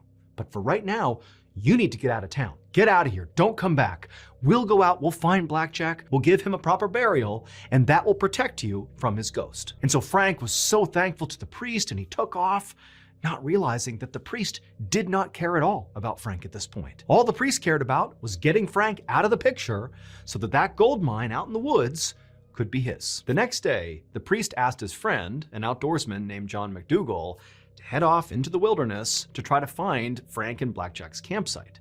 And so that's what John did, and after a few hours of looking, he found the campsite. And sure enough, he found Blackjack's dead body still inside of the tent with the axe lodged in his head. And right away, John, the ever-loyal friend to the priest, began doing what the priest told him to do, which was to bury Blackjack to cover up the murder. Because the priest and John were planning to claim this gold mine for themselves, and they couldn't have this murder getting out to the public, because then officials would come out and investigate the scene, and then they would find the gold mine. They couldn't have that. And so John began digging a grave for Blackjack, and as he did, he began hearing whispers all around him in the trees. Remember, he's all alone out there. And so he began looking around, trying to figure out who's out here. Did somebody follow him? But there was no one. John did his best to keep trying to dig as quickly as he could, but these whispers, these awful voices, they just kept getting louder and louder and more pronounced and closer to him. eventually to the point where John was spooked. I mean, John was this avid outdoorsman who routinely spent time by himself out in the wild. But here he was feeling very unsettled by these voices. But despite his fear, John did what he was told and dug the grave as fast as he could. He grabbed Blackjack's body, threw him inside, he covered him up, and he put a couple of big stones on top of the gravesite to kind of make a makeshift tombstone. And then afterwards, again, despite feeling totally unsettled out here, John did the next part of the plan, which was to go look for gold, go to the stream, find the gold these guys were talking about. But as John is down by the water looking for gold, he began hearing more and more of those voices all around him. He kept spinning around, but nobody was there. And then finally, this awful high-pitched laughter cut through the trees. He whipped around, there was nobody there, but it was so terrifying that John just abandoned the search for gold and just hopped back on his horse and fled out of there. But within a couple of days, John and the priest had convinced themselves that those weird noises and that laughter that John had heard out there was just some bird, that it was all in John's head, he was spooked for no reason, when in reality, it was just that incredible pull of that gold being out there waiting to be claimed. It was like John and the priest, they couldn't not go looking for it. And so John decided to go back out into the woods. Except this time, he did not go alone. He brought a group of men with him. And so this group, led by John, retraced Frank and Blackjack's steps down that skinny trail all the way to their campsite. And when they got there, John just froze. Could not believe what he was seeing. The rocks that were sitting on the grave where John had just buried Blackjack were gone. These huge rocks just missing. And also the tent, the bloodied tent where Blackjack had been murdered, had also been cleared. There was no trace of it anywhere. It was like the campsite had never existed. And this made no sense to John because he knows this is a totally isolated part of the wilderness. Like nobody comes through here. Who in their right mind would just happen to pass by and randomly grab all these rocks and the tent covered in blood and take it out of here? It made no sense. Like who could have done this? Now, until this point, John really had convinced himself that everything he had experienced the time before was in his head. It was just a bird or, it was just normal forest sounds. And he also, like the priest, had convinced himself that Frank's original story about Blackjack's ghost chasing him out of the forest was just the ramblings of a crazy, guilty man. A murderer's guilty conscience had created that story. But now, as John was surveying the scene in front of him, he couldn't help but think, maybe this place is haunted. And so once again, John just turned and fled. He and the men, they got out of there as fast as they could. And when John got back to town, instead of going to the priest, he just went right to the bar and just started drinking. And he kept on drinking until he died of alcohol poisoning just a couple of days later. And John's death started a chain of unexplained catastrophes, all connected to this gold. First, the priest, after discovering what happened to John, didn't really spend any time grieving the loss of his friend. Instead, the priest just saddled up and headed out into the woods to find the gold himself. However, he found the trail that led out to the campsite and to the gold had been destroyed in a forest fire. Then, Lafayette French, the rich investor who had bankrolled the original expedition, he heard about the mine and decided he would go find it. However, the guide that he hired to take him there literally died on the way into the forest. By this point, French had heard all the stories about how, Blackjack's ghost was out in this forest haunting the area, preventing people from finding the gold. But French ignored all those stories. Just like with Frank and the priest and John, it was like that gold had an unbreakable hold on him. And so for 30 years, French kept going out into that forest, searching for that gold mine, and eventually he found it. Or at least that's what he said in the last letter he wrote back home. But we'll never actually know for sure, because after sending that letter on that same day, Lafayette's cabin burned down and he died without telling anybody the location of the mine. And so with French's death, that sort of solidified the rumors that the haunting was real, and people began to believe that there was only one thing that could explain this almost magnetic pull the gold had on so many people, and also all the terrible fates that befell everybody who tried to go look for it. And that was that the gold mine was cursed. And today, people still believe that Blackjack's ghost is out there in the forest preventing people from finding the gold. But whatever the truth is, whether the curse is real or not, to this day, no one has ever been able to successfully find the gold again and live to tell about it. Are you the type of person who has binged basically all of my YouTube videos and every week you anxiously wait a new upload? If so, thank you, but also you're in luck. Because if you didn't know this, we actually have a separate podcast, the MrBallen podcast, that has literally hundreds of stories that are not on YouTube that you can binge right now. That podcast is available on all podcast platforms. Again, it's just called the MrBallen podcast. And on Mondays on that podcast, we upload exclusive new content that is not on YouTube to the podcast. So that's Mondays. And then on Thursday, we remaster the audio of your favorite videos on YouTube and put those on the podcast. But again, Mondays, those are brand new and exclusive to the podcast. But if you want to hear those exclusive episodes 1 month ahead of Apple and Spotify and all the other platforms, well, there's only one place you can do that, and that's on Amazon Music. So again, you can go to any podcast platform and find the MrBallen podcast, or if you're like me and you hate waiting, then you can listen early and ad-free on Amazon Music. Wait, don't go anywhere. If you're looking for more strange, dark, and mysterious videos, click here. Sometimes the truth is stranger than fiction, and today we're going to look at 3 stories that demonstrate that. But before we get into today's stories, if you're a fan of the strange, dark, and mysterious delivered in story format, then you've come to the right channel because that's all we do, and we upload 2 or 3 times every week. So if that's of interest to you, please invite the like button to come to the cinema with you to see a movie they really want to see, but then proceed to talk incessantly to them throughout the entire movie, and about halfway through, spoil the ending. Also, please subscribe to our channel and turn on all notifications so you don't miss any of our weekly uploads. All right, let's get into today's stories.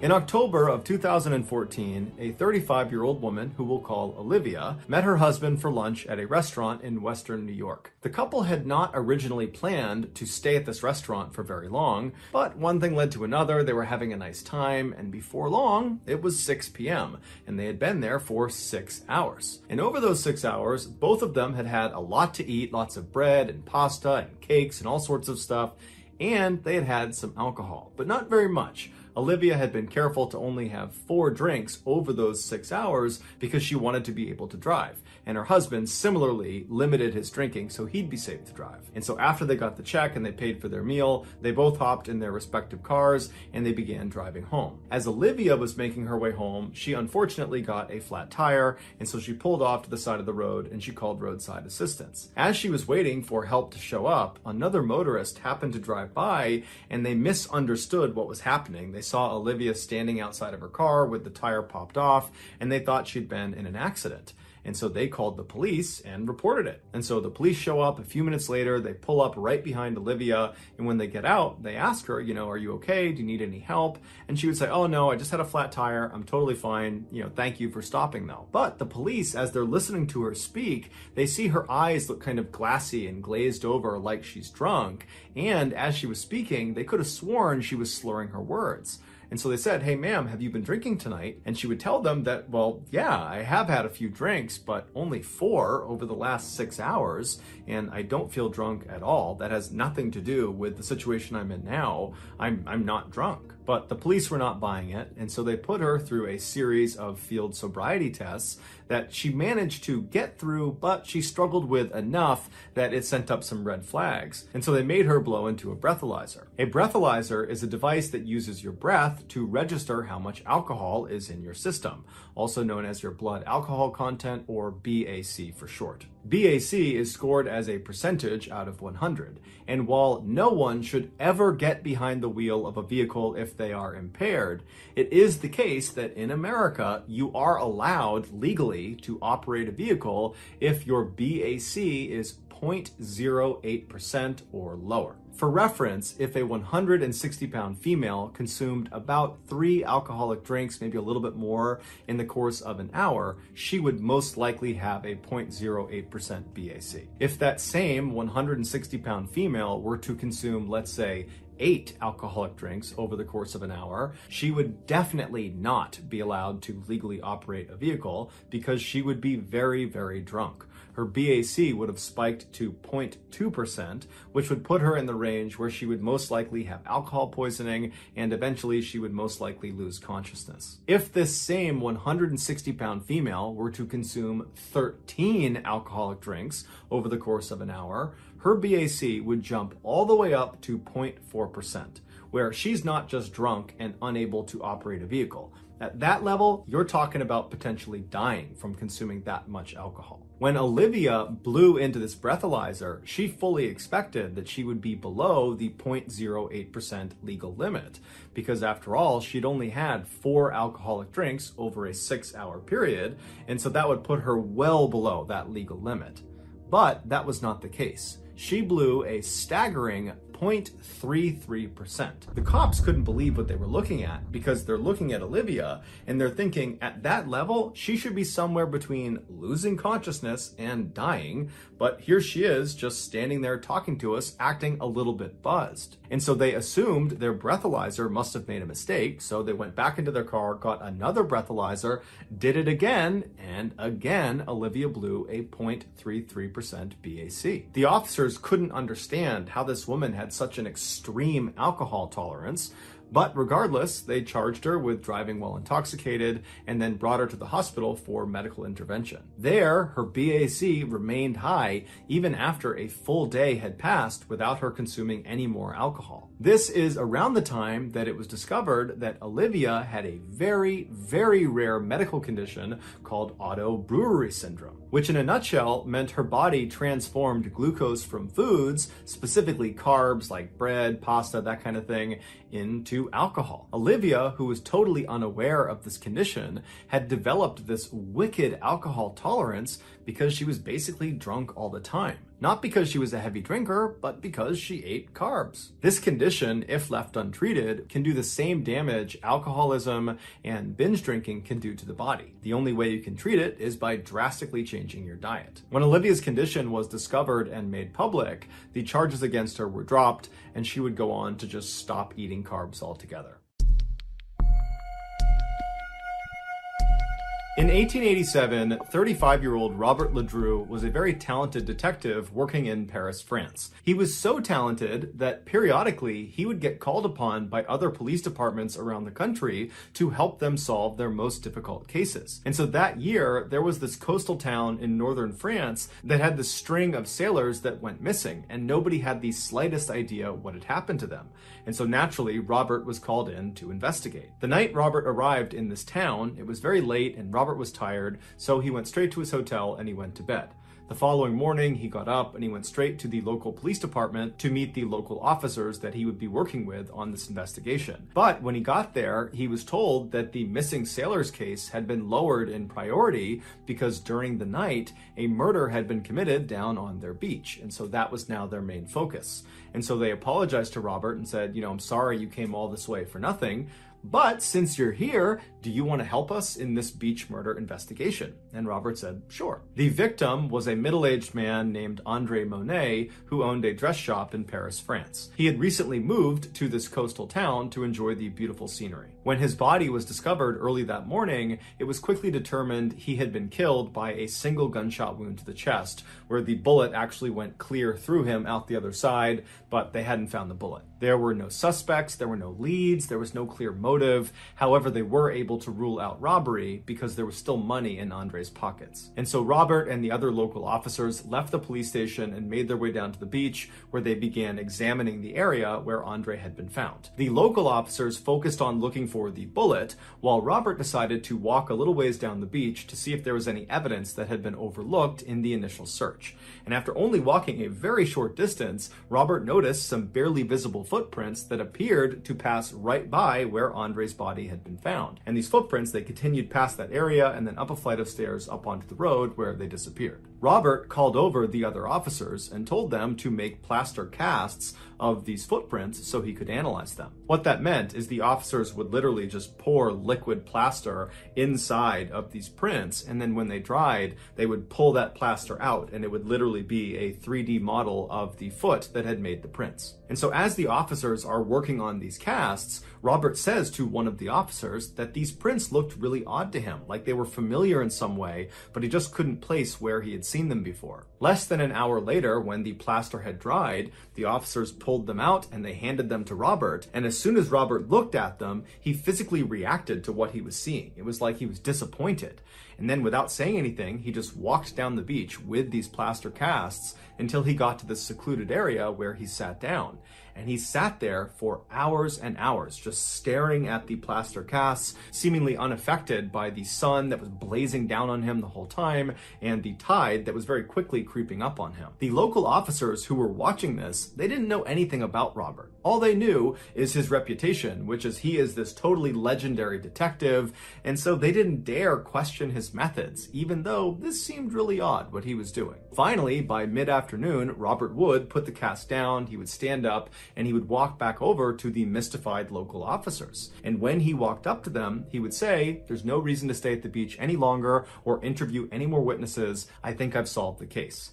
But then instead of elaborating, he just turned around and walked up off the beach and headed back for his hotel. The local officers just looked at each other and shrugged, and they left too. Early the next day, the bullet that had killed Andre Monet was found on the beach. And so when Robert showed up to the beach, the chief of police handed him this bullet in an effort to help him continue the investigation. And as soon as Robert looked at it, he sighed and said, "Okay, now I know for sure what happened." And then Robert proceeded to break down the murder. He said the killer woke up in the middle of the night on the night that Andre was killed, and he got out of his bed, he put on his clothes, and then he headed down to the beach. There, he encountered Andre Monet, a man he didn't know, who was most likely out for a midnight stroll as well.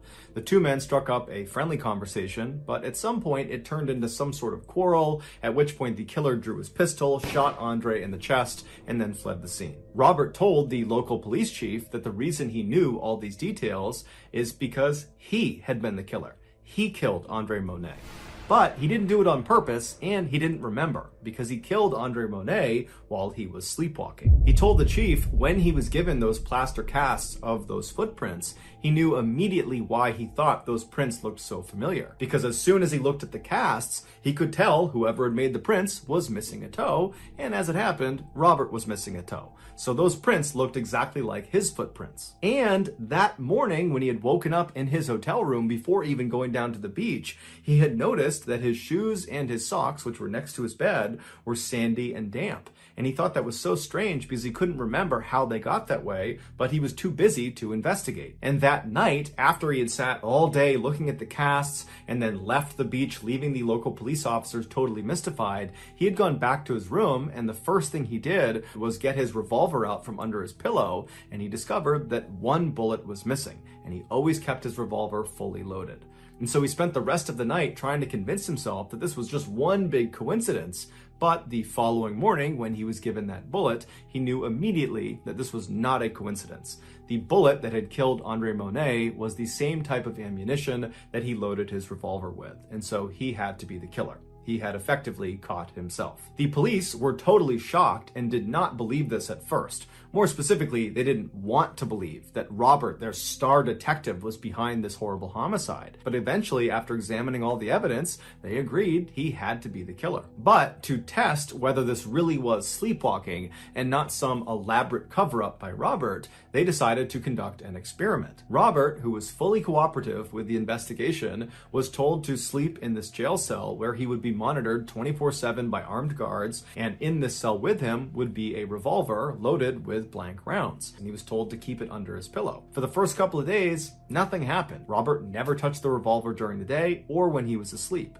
But about a week into this experiment, Robert suddenly woke up in the middle of the night in this trance-like state. He reached under his pillow, pulled out the revolver, and began firing at the guards right outside of the cell. And so this convinced the police that Robert had been telling the truth about what happened to Andre Monet. He really had killed him while he was sleepwalking. A decision was made not to prosecute Robert for the murder. Instead, they decided to basically exile him for everybody's protection. And so from then until 1937, when Robert died, he was forced to live alone on this secluded farm outside of Paris, where the only visitors he ever got were doctors who would only show up during the day and with armed bodyguards. On December 18th, 1956, a brand new game show called To Tell the Truth aired on a major American television network. The premise of the show was relatively simple. 4 celebrity judges would be presented with 3 people called contestants who all claimed to be the same person. And this person who they claimed to be was always remarkable in some way. They had some incredible talent or some crazy job, or they had accomplished something extraordinary. One of these 3 contestants was the real person they were claiming to be. The other 2 people were doing their best to pretend to be that person. And it was the job of the celebrity judges to try to figure out who was telling the truth. So for a set amount of time on the show, the celebrity judges would ask the contestants questions about their background and try to figure out, who was who. And then at the end of the time, the celebrities would cast a vote about who they thought was the real remarkable person. After the votes were tallied up, the host would have the real remarkable person stand up to reveal themselves, and the entire audience would go crazy, and that was the show. And the show became quite popular. So popular, in fact, that today, nearly 70 years later, it's still on the air. And over this show's very long history, virtually all the episodes are pretty similar. It's a pretty redundant show. But there is one episode that will forever go down as the most unique. In October of 1972, 3 contestants walked out onto the stage in front of the 4 celebrity judges, and they all introduced themselves as Ed Edwards. Then the host of the show read aloud the biography of the real Ed Edwards, and he would say that Ed at one point was on the FBI's list of the top 10 most wanted criminals in America for crimes like armed robbery and impersonating a federal officer, and then after he was finally caught by law enforcement and went to prison, a prison guard helped him turn his life around, and then upon release from prison 14 years later, Ed remained this reformed criminal and became a successful author and motivational speaker who specialized in telling people how to identify con men and criminals and how to protect themselves from these people. After the real Ed Edwards biography was read aloud, the 3 contestants sat down and the celebrity judges began asking them questions about their past, and then after the time was up, the celebrities cast their votes, and then the real Ed Edwards was revealed. And even though 2 of the 4 celebrity judges had correctly identified the right Ed Edwards, the crowd was totally astonished at who this guy actually was, because he did not look like this ex-convict. He looked like this kind of all-American, middle-aged father who was totally harmless and wouldn't hurt a fly. But either way, the show ended, and then the world forgot about Ed Edwards until 2009. That year, Ed's estranged daughter, 40-year-old April Blasio, finally decided to investigate something that had plagued her for her whole childhood. Despite her father's claims that he was this reformed criminal and this stand-up, law-abiding guy, she didn't believe it. She never believed it. She thought he had never been reformed and just was a criminal and always had been. Behind closed doors, Ed was violent and abusive, and he was a compulsive liar. She remembered in the 1970s and 80s when she was a young kid, Ed would make their family pack up and move, sometimes in the middle of the night, and April always assumed it was because her dad was wrapped up in something criminal. But every time she asked him, he would say, oh, well, I was an informant when I was in jail and I snitched on some people, and some of those people have figured out where we live, and so we got to move. April knew he was lying, but there was nothing she could do, and so they just kept on moving around. But she always thought something else was going on. So in 2009, when April is now this 40-year-old woman, she's laying in bed one night and finally says, you know what, I'm just going to start Googling some stuff.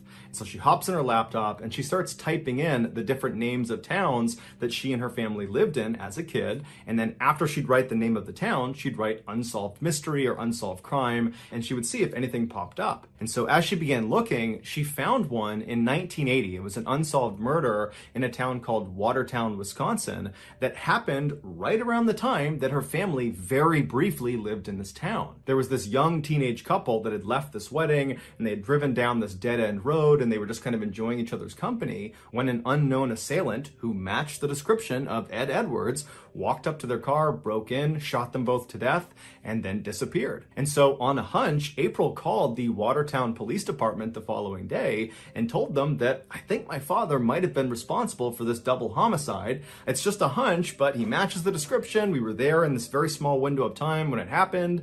And so the police said, okay, we'll go have a look. And so the Watertown police, they tracked down Ed Edwards, who was living in Kentucky at the time, and they got him to give them a DNA sample. And when they tested the DNA sample, it matched the samples that were taken at the crime scene in 1980.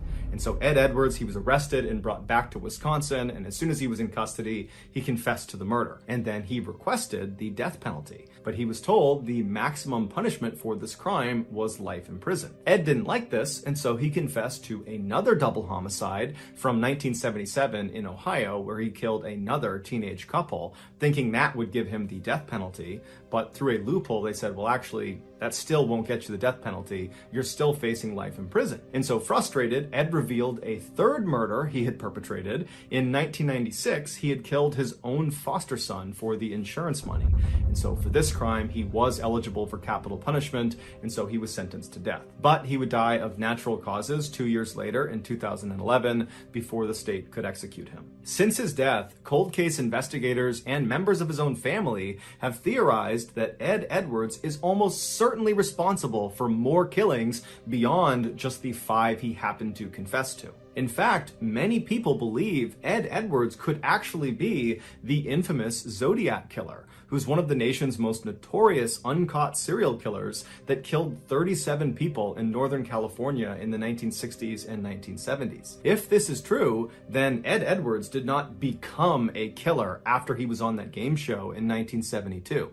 No, when he showed up for that game show and stood in front of the audience and smiled and answered questions to the celebrity panelists, at that time, as you're watching him on TV, he would have already been a seasoned serial killer with dozens and dozens of victims. But Ed stopped confessing to murders after that third confession because he was just kind of using those murders as bargaining chips to get what he wanted, the death penalty. And once he got it, he went silent. And now that he's dead, we're never going to get another confession out of him. And there's no proof connecting him to any unsolved murder cases. And so unfortunately, it's unlikely we'll ever know the full extent of Ed's reign of terror. So that's going to do it, guys. If you found the secret in today's episode, let us know in the comments section what it is and where you found it. So give us the timestamp. And if you're the first to do that, we'll pin you at the top of the comments section. If you got something out of today's episode and you haven't done this already, please invite the like button to go to the cinema with you to watch a movie that they really want to see, and then proceed to talk incessantly to them throughout the entire movie, and about halfway through, spoil the ending. Also, please subscribe to our channel and turn on all notifications so you don't miss any of our weekly 2 or 3 video uploads. We are now selling merchandise like flannels and hats and a whole bunch of stuff. If you're interested, go to shopmrballen.com. Also, please follow our shop's Instagram page. The username is shopmrballen to check out all upcoming deals and promotions. If you want to get in touch with me, you can direct message me on Instagram or on Twitter. My username for both platforms is the same. It's johnballen416. I also have a ton of content over on TikTok where my username is MrBallen. We also have a second YouTube channel called MrBallen Shorts where we post random short videos and lost episodes. If you have a story suggestion, please submit it to our subreddit just called MrBallen. It's linked in the description below. So whether I see you on Instagram, Twitter, TikTok, Reddit, YouTube, or some combination, just know that I really appreciate your support. And until next time, that's going to do it. See ya.